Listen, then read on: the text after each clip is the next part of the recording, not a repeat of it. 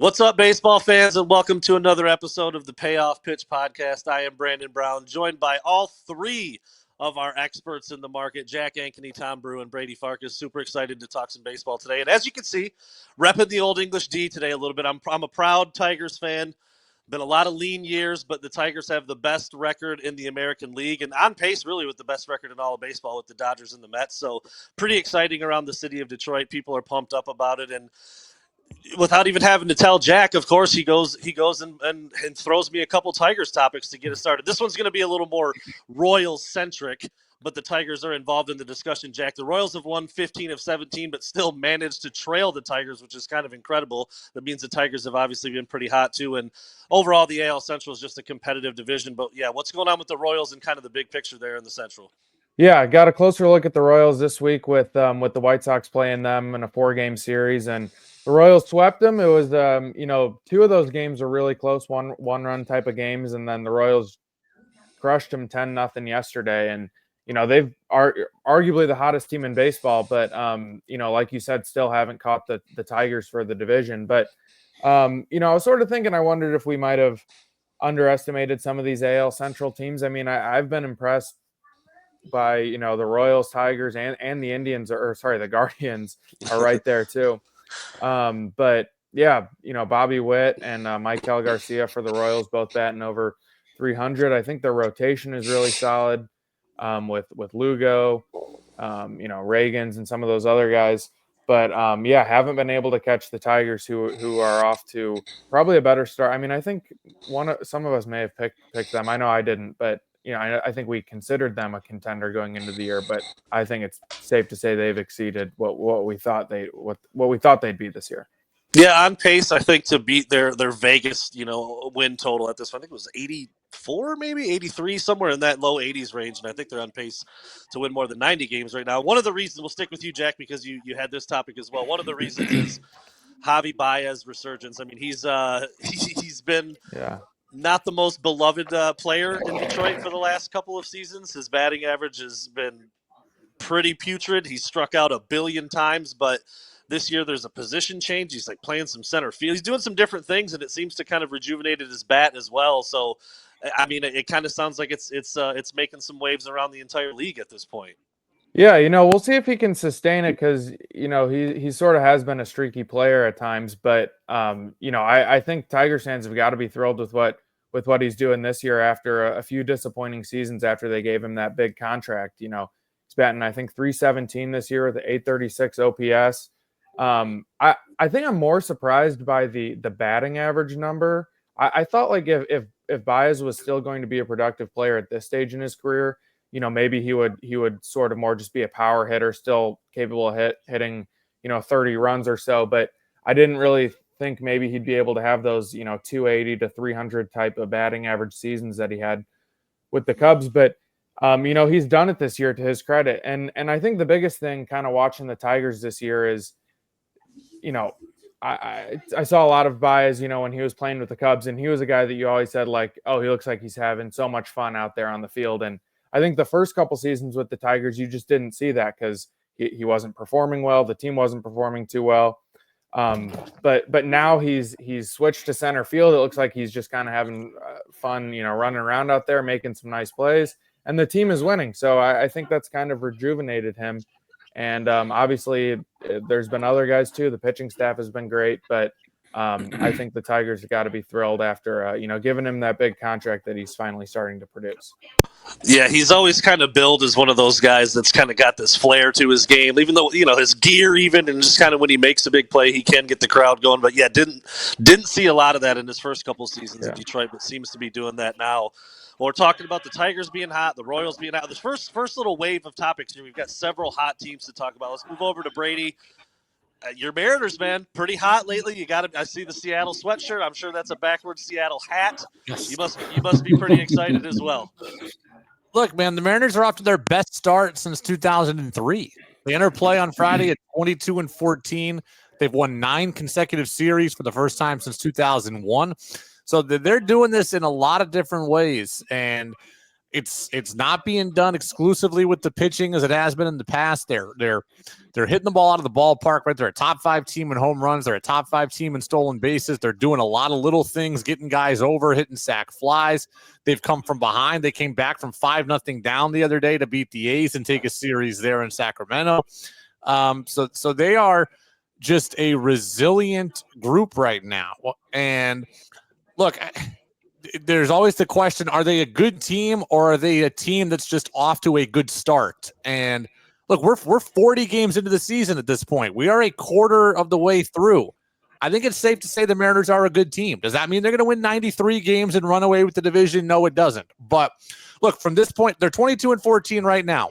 If they play 500 ball the rest of the way, they'll be 8 games over 500 and be 85-77. That alone, I think, is good enough to make the playoffs. So they're in a very good spot right now and on a very good track. And look, they're going to have a big 6-game homestand this weekend into next week with the Blue Jays and the Yankees. That's going to be tough given where the Yankees are at. But look, they can certainly do some. They're playing very, very well. I think one of the things, too, that's kind of a common thread with all 3 of these teams we've brought up so far is that, unlike in years past, these teams aren't giving games away either. The Mariners bullpen at the back end is great. The Royals, Jack's seen them a bunch. I saw them in Tampa too, and their relief pitching, scoreless series. Didn't give up a run, gave up I think 3 hits was all it was. And the Tigers too. They're they get when the Tigers were not playing well last year, they blew all sorts of leads after the 7th inning. They haven't been doing that at all this year. It's like, like how you phrased it, Brady. Are these guys good teams or are they just playing well? I think we can clearly say that all 3 of these teams are really good. And I think they're in it for the duration. I worry sometimes if the bottom half of the Royals order won't hit enough, but the top half is so good that sometimes it won't matter, especially as good as the pitching is. The same thing with the Tigers. I mean, you could work around people in the Tigers batting order last year, and I don't think you can do that anymore either. They're getting a lot of production, and like Brady said, I mean, the Mariners are hitting homers like crazy, and that's just not all from one or Raleigh's obviously been leading the way, but they got a handful of other guys with 5-6 homers. It's so I think these teams they're not flawless, but they're the flaws that killed them in years past. I don't think they're there this year. I won't be I would be stunned if these 3 teams aren't in the playoffs come October.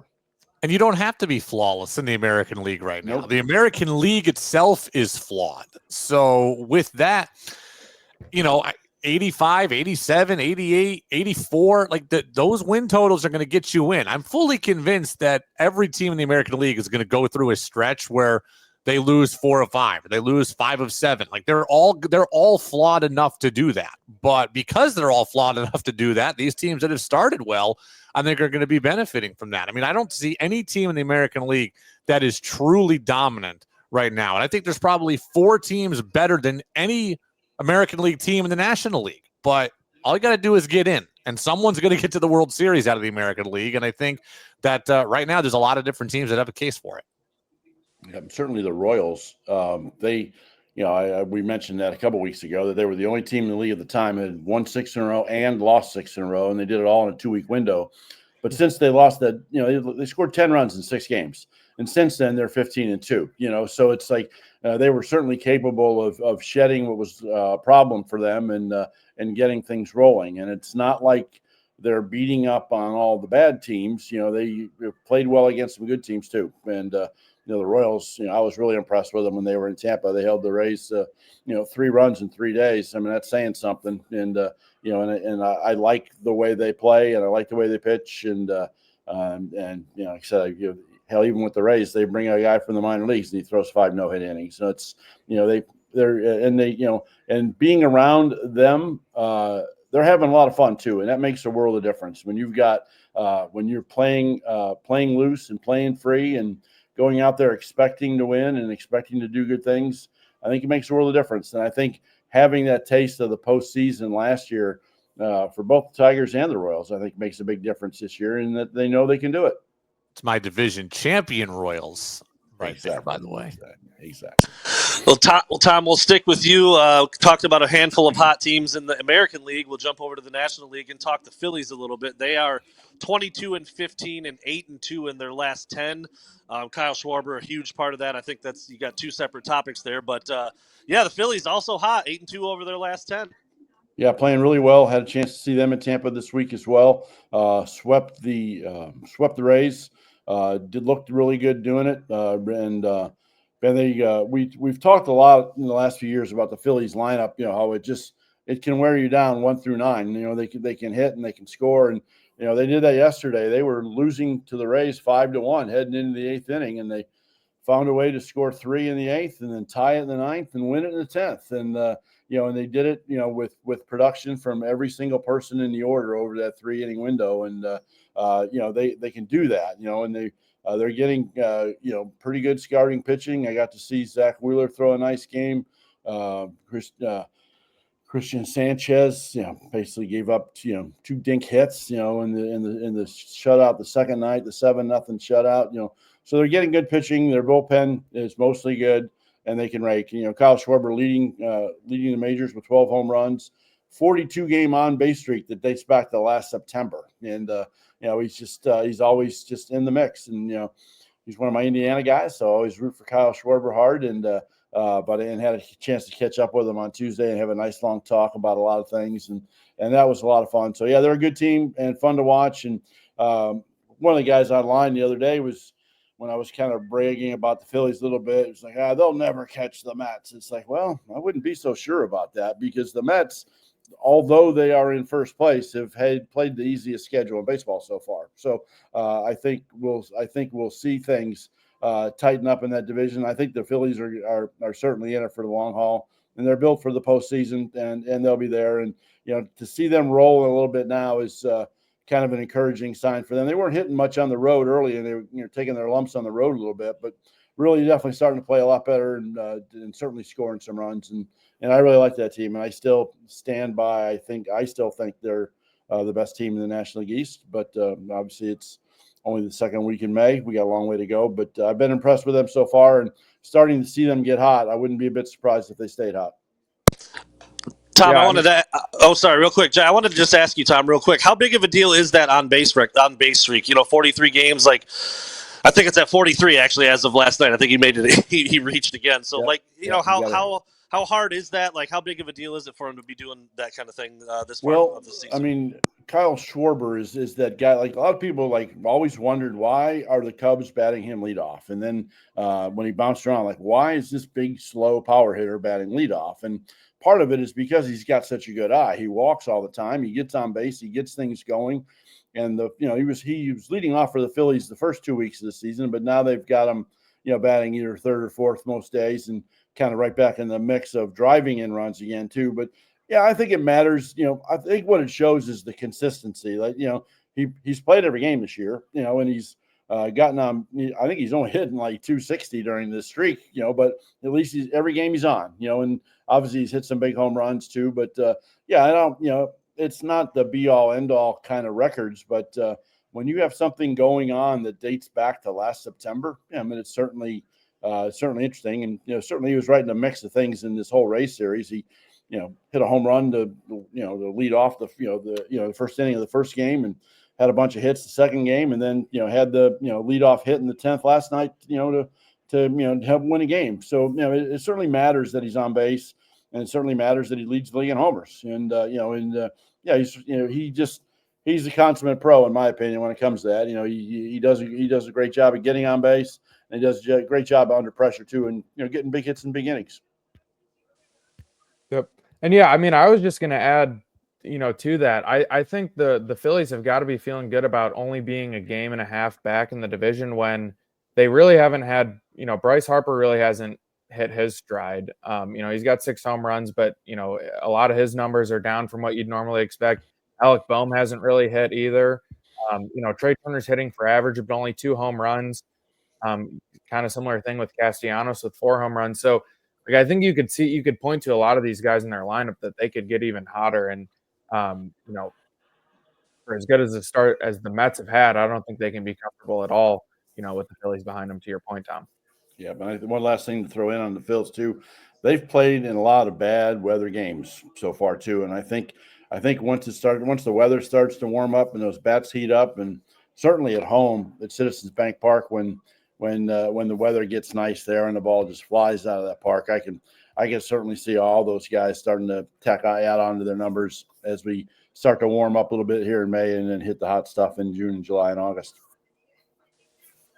Well, Brady, I'm going to throw it to you very open-ended here. What's going on with Rafael Devers and the Red Sox?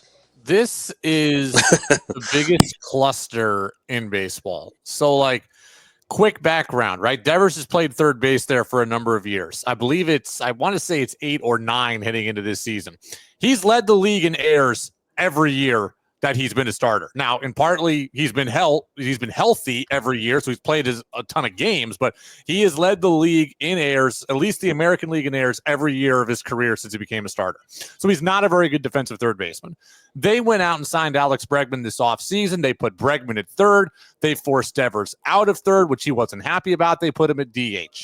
Now, the Red Sox first baseman has been hurt. He's out for the year. They've gone to him and said, hey, will you play first? He says no. He's mad. You moved me once. I moved. Now you want to move me again? Go find another answer. Now, there's been some debate as to whether or not the translator got everything he said right. There's a question of will he play first base ever, or does he just not want to do it right now? But either way, he's not real amenable to this. This is an absolute disaster, and nobody looks good in this, first and foremost, okay?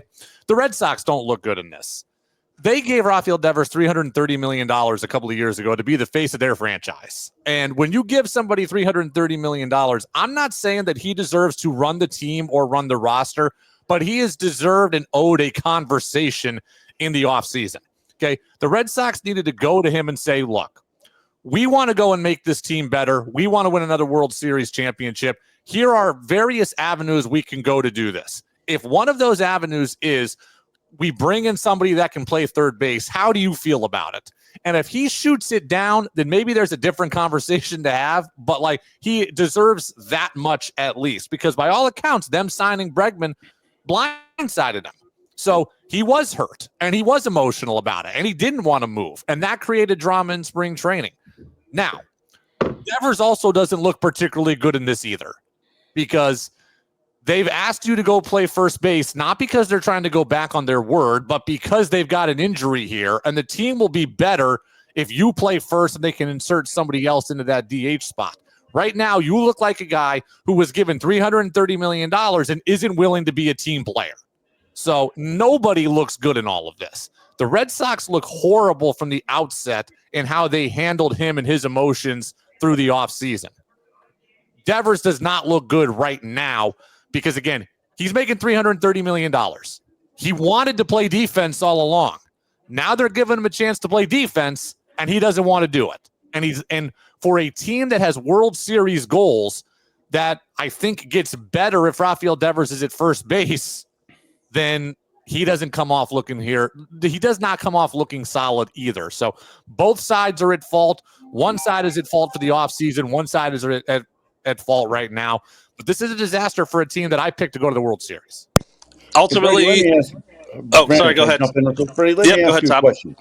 So, because we had this conversation last night too about the race game, but just because somebody is a below-average defensive third baseman, what makes you think he can play first base at all?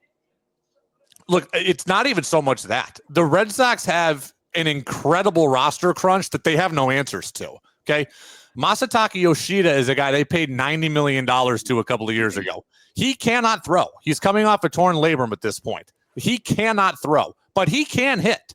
So they can put him back on the active roster, make the offense better by putting Yoshida at DH. He cannot play defense. He is physically unable to throw. So he has no spot on the roster unless he can be a DH. Putting Devers at first opens it up for Yoshida to come back on this team and play DH. Also, they had the number one prospect in baseball in Roman Anthony, who's currently being stashed unnecessarily in AAA. He's only in AAA because they have no spot on the roster for him either at this point. So if Devers goes to first base, the DH spot is open either for Yoshida or Anthony to come up, and both of those moves would make this team, in theory, better. If Rafael Devers is going to hit 35 home runs and hit 280 and be an all-star, I don't know that they care if he's out there with an oven mitt on his hands. But they need to figure out their roster issues, and they can't if he's going to take up the DH spot. Well, that was going to be exactly what I was going to ask. You said they were your pick in the World Series. So ultimately, how do you think it plays out? What is it? Does Devers, swallow the pride, go to first base? You said it makes the team better. You just mentioned a prospect potentially coming up in Roman Anthony. Like, how do you think this plays out in Boston? I think that this is going to play out where Rafael Devers does play first base, but I don't think he's going to do it, for tonight's game. And again, I really do need to know exactly what got lost in translation in all of this. It sounds like maybe what Devers actually said was they can't expect me to play first base right now. Like, it's not easy to pick up a new position on the fly. So I could see him working behind the scenes, being ready to play it in 3 weeks or so. I imagine there's going to be a conversation with some teammates who reportedly aren't real happy about his stance on things. So I imagine that, like he begrudgingly moved to DH, he will begrudgingly move to first base, and that will open up things. But I don't think it's going to happen for this weekend. I expect him to take some time and be thoughtful about it. And maybe it's 2 weeks, maybe it's a month, but I think he'll ultimately play first base. Well, you've got the Red Sox trying to figure some things out with their roster because of injuries and guys moving around a little bit. Cubs dealing with that a little bit too, Jack, with their pitching rotation. You've got Shota Imanaga injured, Justin Steele injured, and it looks like they are calling up Cade Horton, a promising pitching prospect. That's a lot of P's right there. But how big of a deal is this? Are the fans excited about it? Like, what's the buzz around calling up Cade Horton? Yeah, I mean, he's a guy that I think a lot of people thought was potentially going to make his debut last year, and then he got injured, so it kind of pushed things back. And people are kind of concerned, like, oh, how impactful is this injury going to be? Because you never really know with prospects. If you hit obstacles, sometimes it just doesn't work out. But he's been unreal in AAA this year. He's got a 1.25 ERA, 0.86 WHIP, and I think like 29 innings. So I think people are excited about it. I think, the Steele injury is obviously huge because he's done for the season. Shota, it sounds like maybe around a month or so with the hamstring injury, but, he's on the 15-day IL, and they haven't been too specific because that's kind of an injury you don't always really know. But I think there's a lot of excitement around Horton because, the Cubs just dropped their last 2 games against the Giants. With Ben Brown and Colin Ray, who had been pretty solid this year, but neither of them pitched well against the Giants. So I think those 2 performances coupled with the injuries, Cubs fans are kind of like, oh, what's, this is kind of a big concern, even though the Cubs are off to a great start this season. So I don't think you expect Cade Horton to just dominate, because I think they're going to be a little bit careful with his innings. If they can keep him in the 4, 5, 6 inning range in most starts. I don't think he's thrown more than like 100 innings in his, ever. If you look back at his stats, that's kind of been the thing with him. He's had a lot of injuries and doesn't have a whole lot of innings under his belt. So I think they want him to be able to contribute, in August and September and in the playoffs. So I think they're going to be a little bit careful with his innings. And I wouldn't be surprised if he starts a handful of games and then maybe they send him back down so that they can be even more careful with that and have him ready for the playoffs. But I think people are excited. It's a huge series this weekend in New York against the Mets. The Cubs kind of blew a chance to win another series against the Giants this week. So I think, definitely looking forward to see what Horton can bring. You touched on it. I was going to ask, and then you kind of touched on it a little bit. Why would they? I guess, what do you think is going to happen? I was going to ask, is this like the final call up? Like, he's up for good now, and he's going to be a major league guy the rest of the way, or what? I guess what's the pros and cons of perhaps sending him back down for a stretch? Yeah, I think the only reason I could see a world where, say, he makes 4 or 5 starts while Imanaga's down, and then Shota comes back. Say Colin Ray is still pitching well, say Ben Brown is still pitching well, and you're worried about taxing Horton's arm too much because of the innings concern that I mentioned. then maybe you send him down and just have him, have him on a throwing program where he's not, overly expended. That's assuming you feel good about the entire rotation. Like, I think Javier Assad can come back at some point, and he had a good season for the Cubs too.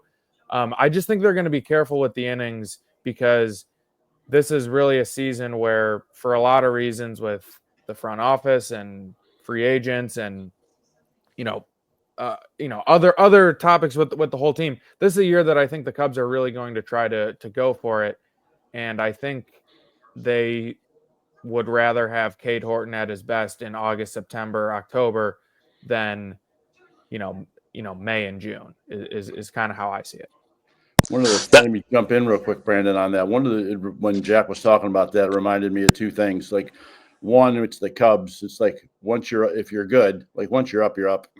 It's Kerry Wood all over again. If you're good, once you're up, you're up.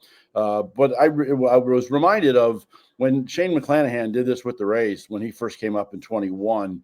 They were worried about his innings too, and what they did right around the All-Star break was they basically skipped the start before the break and skipped the start after the break, where he had 2 weeks of just kind of chilling, throwing 30, 40 pitches every fifth day on the side, where he was able to catch his breath. He was able to get refreshed, and it didn't really cost the team all that much in regards to using him.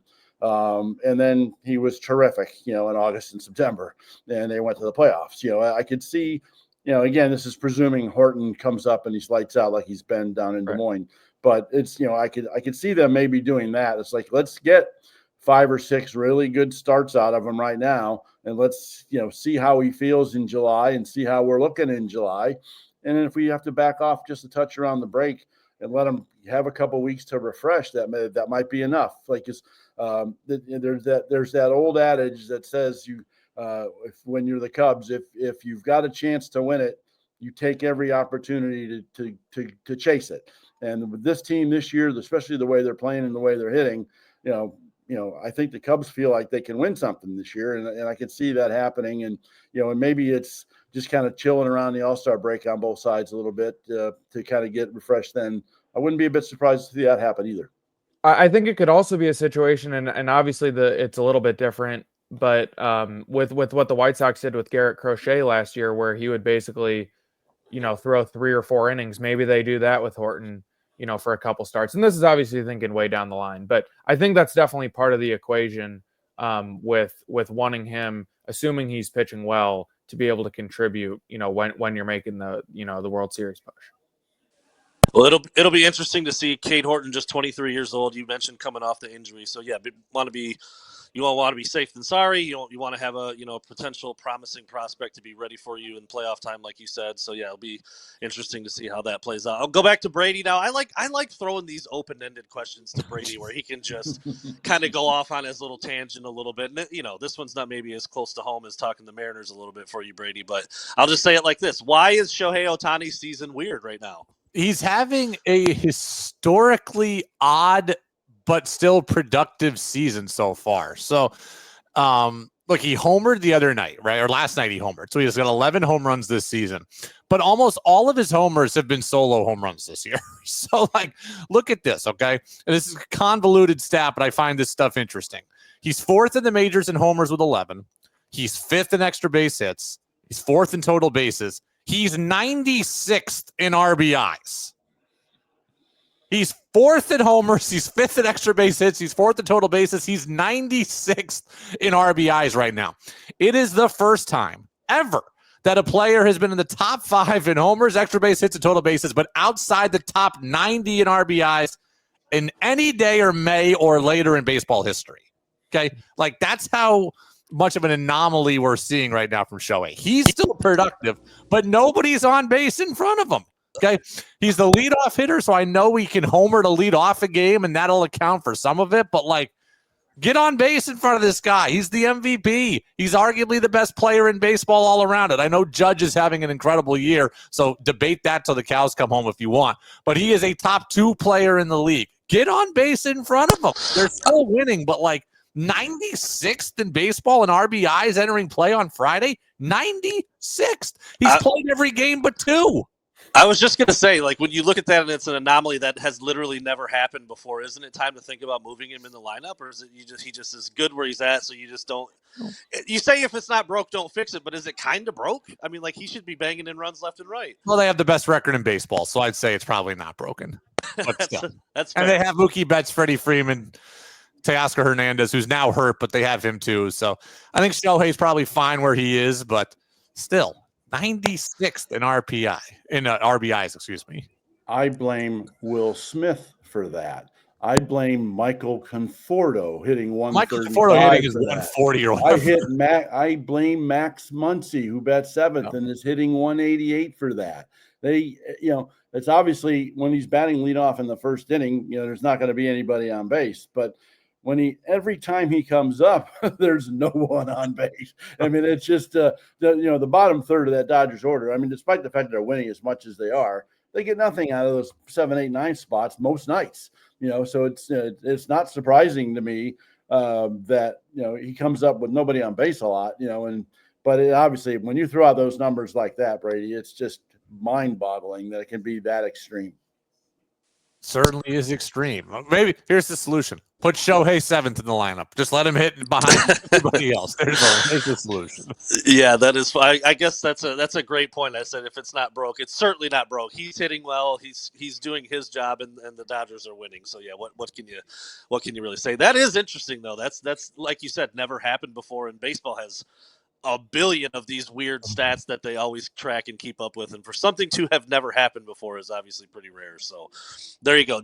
Jack, we'll come back to you. Talking the Cincinnati Reds a little bit. Hunter Green on the injured list, Spencer Steer and Matt McClain slumping. What's going on with the Reds, and is this something that they can pull out of?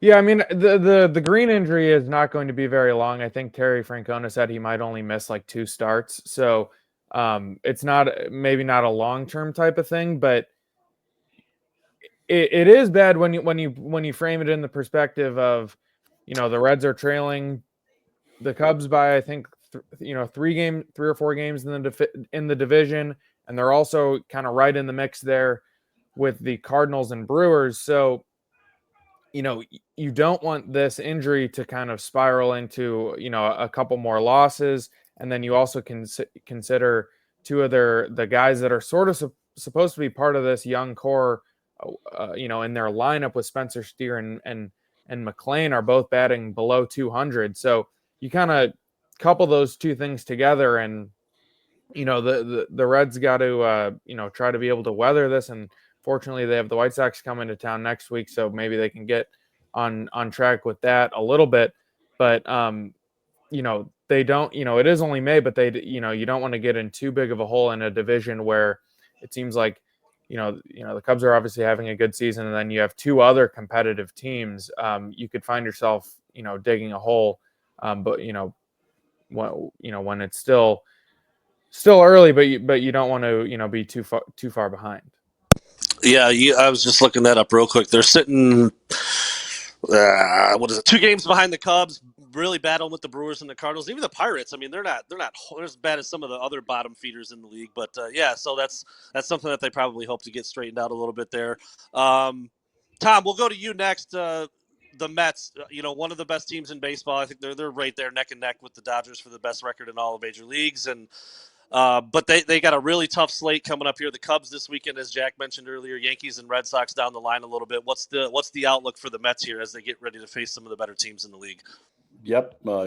Cubs, Yankees, Red Sox, and Dodgers right after that. 4 of the next 5 series against what might be, top, 4 teams that are top 6, 7, 8 in baseball somewhere. So I think we'll learn a lot more about the Mets in the next 2.5 weeks. So I think, they have played well so far. They've gotten good pitching. They've gotten some timely hitting, but they've also had the easiest schedule in baseball so far. They've done what they're supposed to do. They're beating teams they're supposed to beat. But now that it gets ramped up a little bit, I'll be curious to see, in 12, what do they do in 12 games against the Cubs, the Dodgers, the Red Sox, and the Yankees? Do they go 7-5 or 8-4 out of that? And if they do, I'll be very impressed. But what if they go 5-7 or 4-8? You know, do we reconsider what we think of how good this team is? And that's the joys of, like Brady mentioned earlier. It's like, man, we're at the quarter pole already. You know, we're 40 games in. Like, we think we would know a lot about teams already. And I think, like, I'm still hesitant on saying how good the Mets are, you know, and giving them as much credit for what their record is because of who they've played. Like, I would, like I think I may not need 40 more games to learn more about the Mets, but I certainly need 15. Like, I definitely think I could have a better gauge on how good the Mets really are, you know, at the end of this month, you know, and we'll see. So I'm curious about that. And obviously, you know, the Yankees and the Red Sox have their own issues at times, and the Cubs and the Dodgers, you know, are dealing with injuries and the starting pitching, you know, falling apart in a hurry. So, you know, who's to say the Mets don't plow right through them too? And if they do, then I'll give them their props. But, you know, that's the joy of, you know, of May baseball, is I think we really do start to fine tune what we think about teams in the month of May. Well, as you just said, if they could, you know, go through this stretch winning maybe 3/4 of their games, that'd be pretty impressive. They're 6-4 in their last 10, so that's kind of the pace they're on right now. How likely do you think that is? I mean, you mentioned some of those other quote unquote elite teams right now battling with some injuries a little bit, but you know, what's the outlook for the Mets to finish this stretch with a winning record? Well, I think, you know, I think 6-6 is probably what's going to happen, you know, and but mostly because I do think, like, how much are they going to hit, you know, when they you know, when they have to go up against quality pitching. Now, it's, you know, obviously what we're dealing with a little bit too is like, how will the matchups be? Like, when they, you know, every game with the Yankees is always intense for them, and the Yankees rotation is set up, you know, for Rodon and Fried to both pitch in the Mets series. Like, you know, how much, you know, do those, you know, tough Yankees left-handed pitchers hold that lineup down? And it's like, you know, and you know, and then keep in mind too, like, the one of series of the next 5 that's not supposed to be all that tough is, you know, the Pirates, you know, Monday, Tuesday, and Wednesday, and they got to face Paul Skeens on Monday, and they got to face Keller on Tuesday. So it's not like, you know, it's not like anything's a given with this team anymore. And I still, you know, there are a lot of pieces in the Mets lineup that I like, but I think there's a lot of times too where I think you can work around certain guys and keep games low scoring, you know, and beat them at the end. Yeah, I mean, my thing with the Mets is, I know it's been huge that they've gotten Senga back and he's pitched really well. I just don't totally buy their rotation with, you know, Peterson, Holmes, Canning. They have one of them. Is it McGill? Is their other starter? I think. Yes. I just feel like those guys are sort of overperforming at this point, and that maybe you see some regression. I mean, even with Senga, like, Senga's a great pitcher. 1.16 ERA is not going to be his number by the end of the season. So I'm curious to see, especially in this next 15 game stretch that Tom mentioned, like, how their rotation goes up against teams like the Cubs and you know, the Dodgers, who have some of the better lineups in the league. Well, we'll go back to Brady for one more open-ended answer that he can get rolling on a little bit, and then we'll finish with a topic that all three of you can kind of weigh in on, because both Brady and Jack sent me the same topic to discuss, so we'll finish with that. But Brady, here we go again. We've been banging on the Orioles for a couple episodes in a row now, so I think you want to go a slightly different direction there. That may be your original pick, but the most disappointing team in baseball as of May 9th when we're recording this is who? So if it's not the Orioles, it is the Minnesota Twins, because this is a team that got to the American League Division Series just 2 years ago in 2023. Okay. They took the Astros, I think, to 5 games that year. They're supposed to come back in 2024 and were supposed to be competitive. And they were until the final 6 weeks of the season, when they folded and allowed the Tigers to bypass them and get into the playoffs. This year, look, if not for the White Sox, they'd be the last place team in the American League Central. So, I mean, the Twins are a team that has spent money in the past, right? They have invested. A couple of years ago, Josh Donaldson, they went out and they brought in Carlos Correa. Like, they have done things you would want them to do in the past, but recently, I mean, they have just tightened the purse strings and let guys go. And for a team that got to the Division Series in 2023, it's not supposed to be that way, right? They traded Jorge Polanco going into 2024. They didn't bring back Sonny Gray, or didn't even try to bring back Sonny Gray going into 2024. They let him leave. They this year Max Kepler, they let go in free agency, a long-time homegrown player. So he's gone. Now, they didn't go out and they let Carlos Santana go to Cleveland, and all they brought in is Ty France on a minor league deal. Now, he is actually playing fairly well for them, but like they just didn't do anything to help their roster. And they have a roster that's built up like a house of cards, right? Byron Buxton and Royce Lewis are great players, but they're hardly ever on the field. So you don't have roster depth. You haven't spent money to create roster depth. Some of your top prospects haven't hit in the way you would want to. On top of this, the team is in the process of being sold. So I think the new ownership, or I think the current ownership group, doesn't want to inflate the price for the new ownership group so they can get better offers. The fans see that. They've had some of their lowest attended non-COVID league games or non-COVID season games this season. The fans are clearly fed up with it. I'd be fed up with it too. This is a team with good players in a window to win, and yet we're talking about them maybe trading Johan Duran, their closer, maybe trading Pablo Lopez, their ace, and starting a rebuild. And for a team that was in the playoffs and a true contender just 2 years ago, that's a hard reality to suffer through if you're a fan. Yeah. And I mean, I picked the Twins were my preseason pick, and by no means did I think they would run away with this division. I think we all sort of thought whoever would win the AL Central would win it by a game or two and maybe be around 85, 90 wins. But it's looking like a horrible pick now. I just thought their starting pitching with Ober and Joe Ryan and Pablo Lopez, those guys have all been solid, and they're getting a nice season from Byron Buxton, but there's always the question like if he's gonna be out there. With Brady mentioned with his injuries, they got a tough. I was there a couple weeks ago and the White Sox played, and one of the prospects they had called up, Luke Keyshaw, I was really impressed with, but then he hits the injured list. So I think they've gotten some bad luck with that too. But some of their guys that they expect to be bigger contributors, like Willie Castro, had a solid season last year. He hasn't really hit. Ryan Jeffers, had a lot of power last year. He's only got 2 home runs. So Carlos Correa's had, been really down, and he's kind of their big free agent signing, like Brady mentioned. So, I think I would probably still say the Orioles are the most disappointing team, but I'd probably put the Twins number 2, I think. Well, the hold my beer phrase, it's time for the hold my beer phrase. I mean, I think Brady just doesn't want to be bashing on the Orioles 3 weeks in a row. I think that has led to his pick here just a little bit. I mean, the Minnesota Twins are 18-20, and they've won 5 games in a row. To me, the Texas Rangers at 18-20 are far more disappointing to me as an 18-20 team than the Twins are. If we talk about the Orioles too much, then too damn bad, because like yesterday while I was traveling, I was listening to the Orioles game on the radio, and they're incapable of hitting when it matters at all right now. They are dead last in the league in hitting with runners in scoring position, under 200.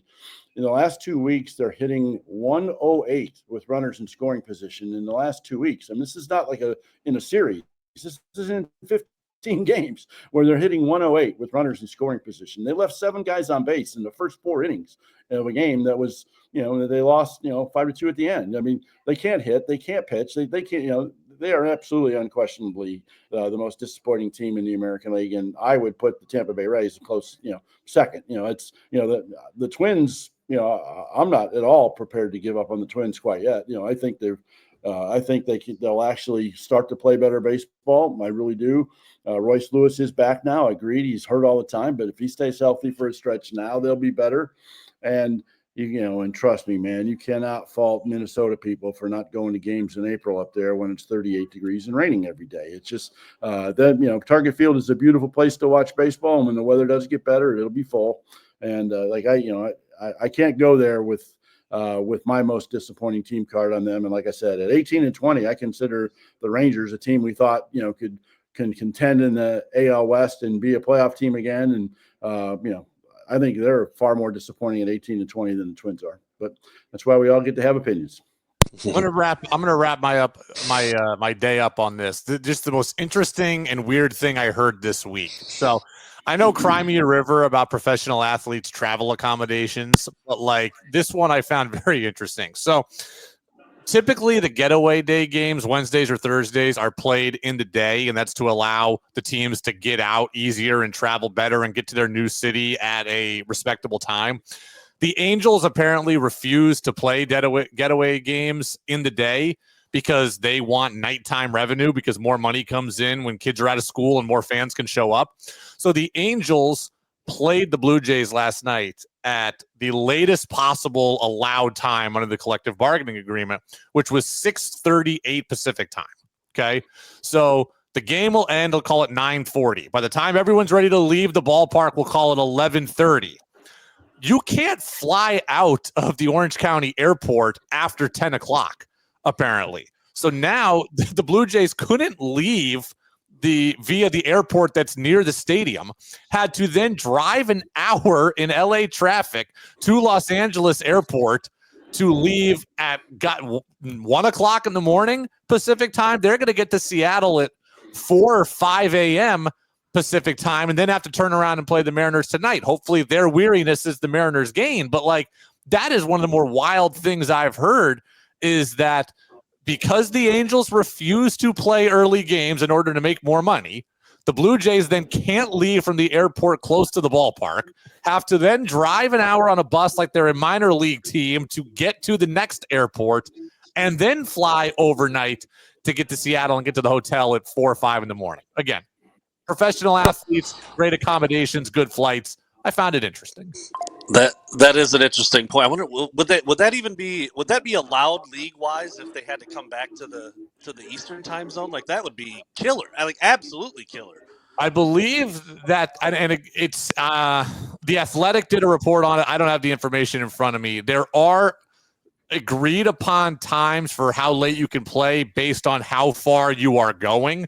So since the Blue Jays are only going to Seattle, they could play later. If they had to go back to Toronto, I do think they would have had to start that game. Or like, there's a new latest possible time based on how far that flight is.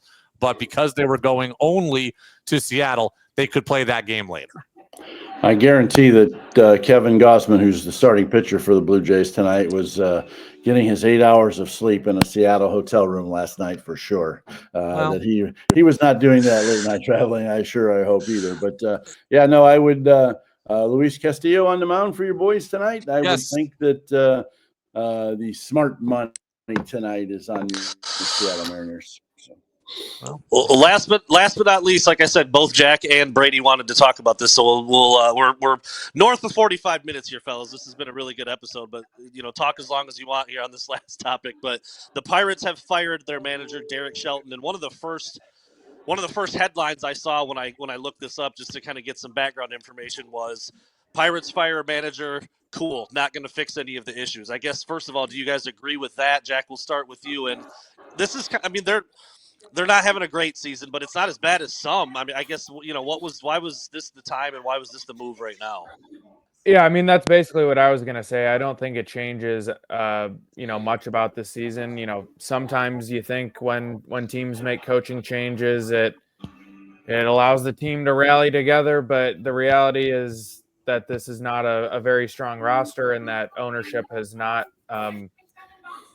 made a strong effort to increase their payroll and make big moves to try to be a winning team. So I wrote yesterday in one of our columns on Fastball, just in the talking about the whole division. I was like, at this point, it's basically just let's see if Skeens can become one of the youngest Cy Young winners. I think he'd be one of 7 to win it at 23 years old or younger, which would be a pretty impressive feat, first since Kershaw. So I don't think it maybe the Pirates felt that he had lost the locker room or something like that. But, I don't think it really changes a whole lot in terms of their season outlook.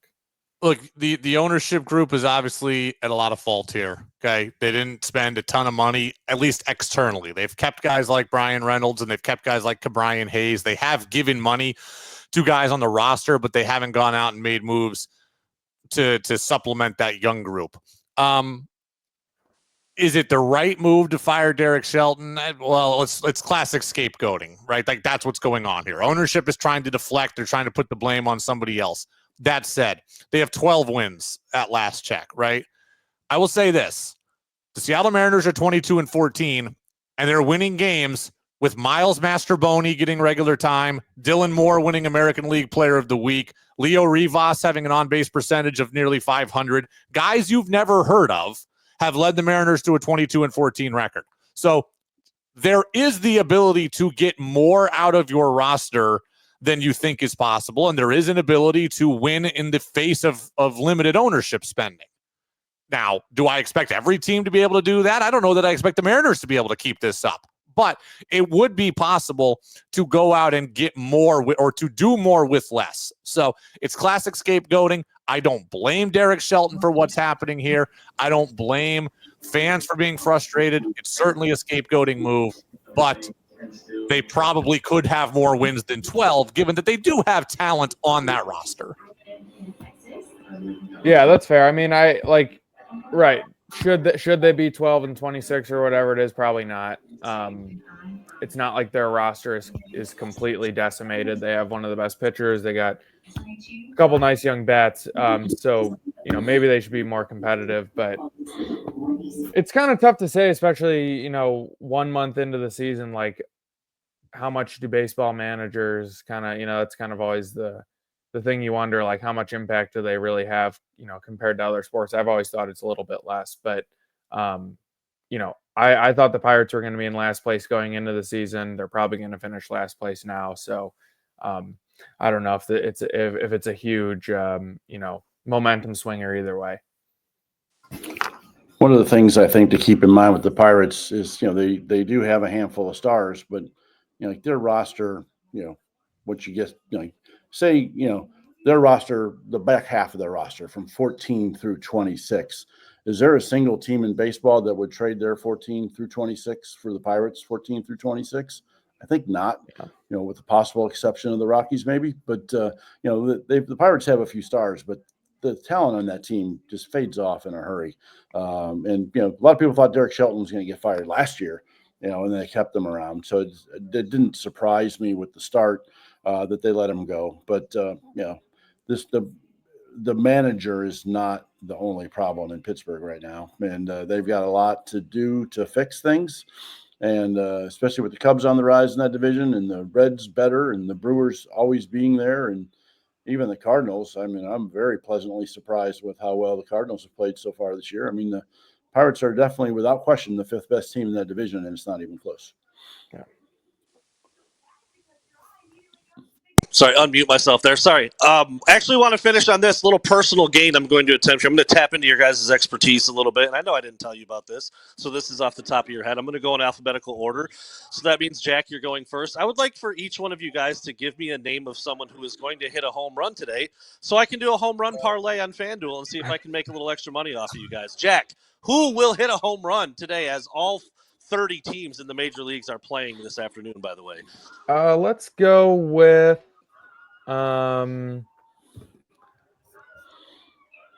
let's say I'll go with Freddie Freeman. How about? Okay, Freddie Freeman is on the books. Mr. Thomas Brew, who will hit a home run today? Well, here's how I don't gamble, so I don't ever do this myself. Good idea. But a lot of times when I'm trying to find somebody who might hit a home run, I look for a starting pitcher who gives them up. And so I am turning to the Padres-Rockies game. Sensazal on the mound, not very good. Padres lineup. So I'm going today with Manny Machado. Manny Machado. A couple popular names there. You always like that. Finally, last but not least, Mr. Brady Farkas, who will hit a home run today to complete my parlay? Blue Jays are in town to take on the Mariners. Cal Raleigh owns Canada. Cal Raleigh, who's been knocking them out of the. I don't know how are these. I haven't kept a close watch on Machado. Has he been knocking them out this year? I haven't heard his name a whole lot. He's had a few, and of course, the longest. Here's a funny Manny Machado stat. The longest ball that Manny Machado has hit this year was 407 feet against the Rays. and it was caught by Chandler Simpson going over the center field wall to bring it back in. And it was 407 feet, would have been a home run in like 26 parks, and it was the longest ball Machado had hit all year. And Chandler Simpson brought it back. But no, Machado's only got 3 homers today, but it's the Rockies, and I think he's the guy who brings it home today. I could have gone with Fernando Tatis on that team. He's got 8 homers. I just got a feeling it's Manny Machado Friday. That's awesome. Well, probably better odds there. And if I hit, I'll Amazon you guys all a gift because that'll be pretty awesome. So There we go. thank you so much. No thanks. You keep it all. I don't gamble. Thank you so much for the information. And guys, what a phenomenal episode to head us into the weekend. Almost an hour of great stuff. We even got some National League stuff in there this week, which I know was a little thin last week. So it's okay. Really, really good stuff. Thank you so much, Brady, Jack, and Tom. And we will be back again next Friday. Thanks everybody out there for listening.